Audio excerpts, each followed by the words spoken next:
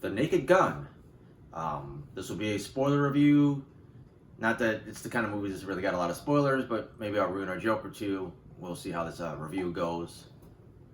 I ended up giving it a 2.5 out of 5. It was okay. You know, the goal of this movie is to make you laugh.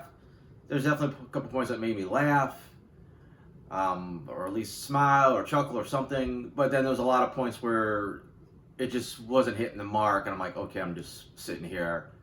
And at that point, you gotta fall back on some other stuff like the plot, which in a movie like this, it's basically not supposed to be that important.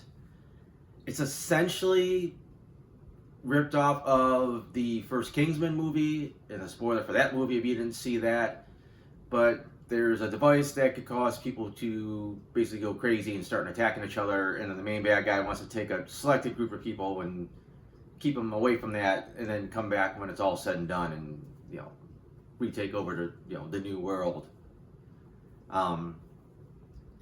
They didn't really do much with that. They introduced the concept early. We see a quick couple clips of what the device does, and then once it does go off in the end, they don't really do anything fun with it. Like, occasionally you see some people doing some stuff, beating each other up, but they really could have had some fun parody stuff with this, with people going crazy, and they really don't do anything with it. It's just kind of slightly happening in the background while the rest of the finale takes place. As far as the characters, Liam Neeson is playing Frank Drebin Jr., and for the most part he works.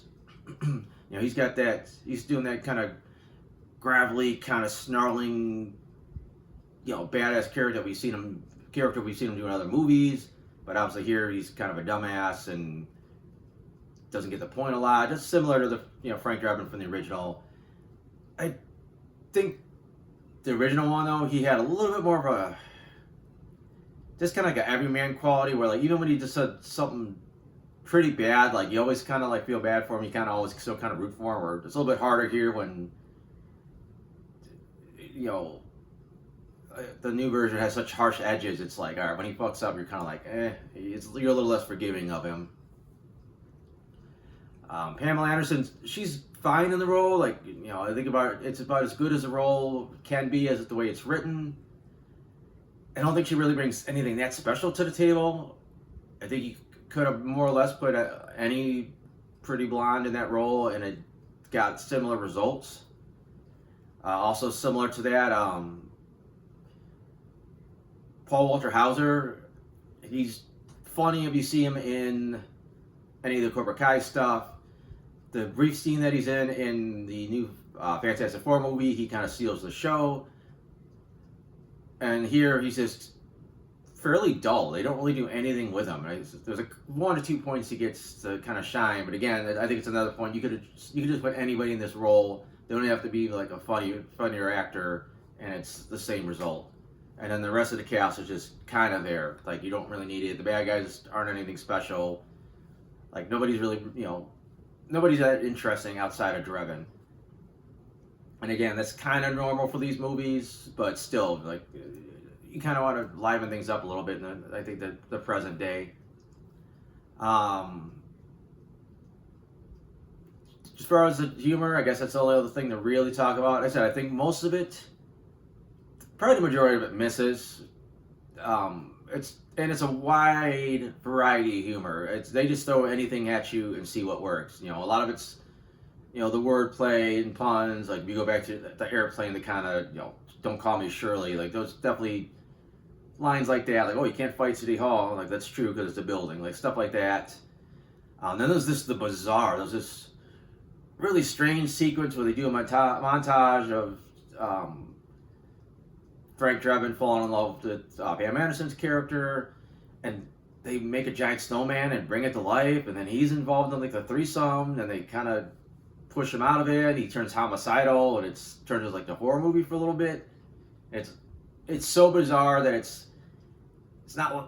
funny, but it's not in a weird way. Like, it's just the fact that they did it is funny, but the scene itself is like, what the hell is going on?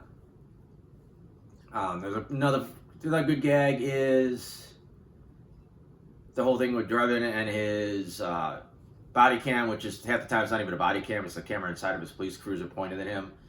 But with him eating the chili dogs, and that's the scene that it starts to get good. I'm like, all right, this is a pretty funny bit, and then just kind of is lacking a little something at the end. It's almost like this is could be gold, and it just kind of drops the ball.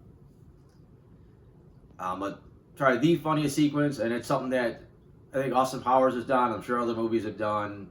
Is the old someone's watching you, and they think you're doing one thing and you're doing another. In this case, the guy's watching with infrared goggles, and you see what looks like crazy sex acts, and it's really innocent stuff like they're cleaning an oven and they're basting a turkey and playing with a dog. And that sequence is pretty good. That sequence had me laughing the most out of anything I saw. But everybody's humor is different. I think people are going to laugh at different jokes. A couple of the good ones are ruined in the trailer. Like obviously the O.J. Simpson joke was ruined in the trailer.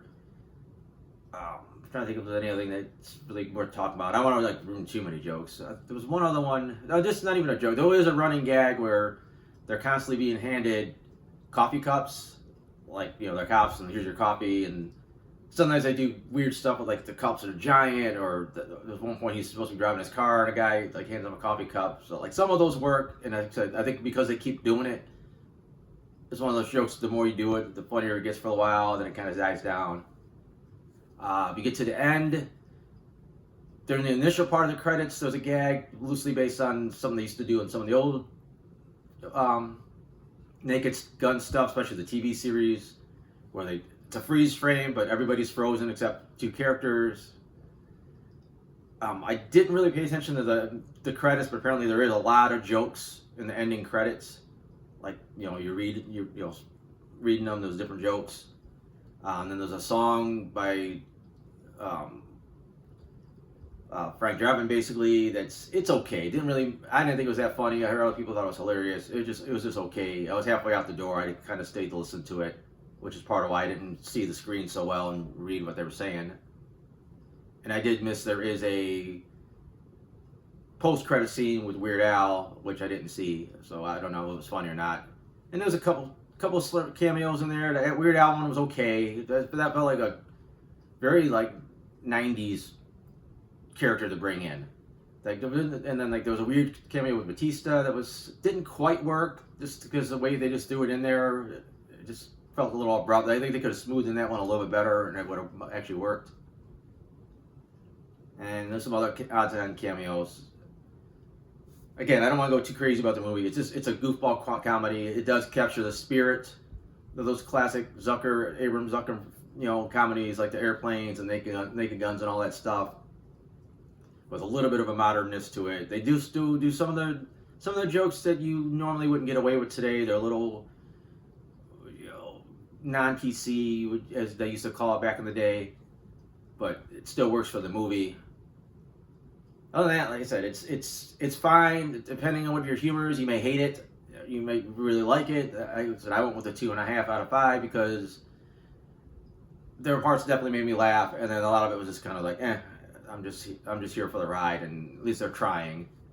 So other than that, I do got a shorter, non-spoiler version of this review up. I also have other movie reviews. I got some TV show reviews. I got my comic strips. All this stuff's at soundedbettermyhead.com, so if you want to check any of that stuff out, that's awesome. Other than that, thanks for watching.